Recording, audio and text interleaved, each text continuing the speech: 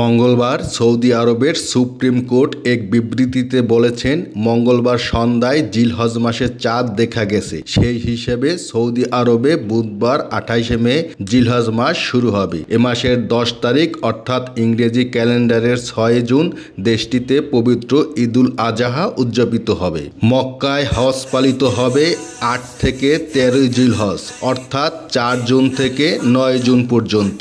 তবে সংযুক্ত আরব আমিরাতে যেহেতু এখনও চাঁদ দেখা যায়নি, কমিটির সিদ্ধান্তের মাধ্যমে আরবি মাস শুরু ও শেষ গণনা করা হয়। তাই সংশ্লিষ্ট কর্তৃপক্ষ ইসলামিক গাইডলাইন অনুসারে চূড়ান্ত সিদ্ধান্ত নেবে বলে জানান।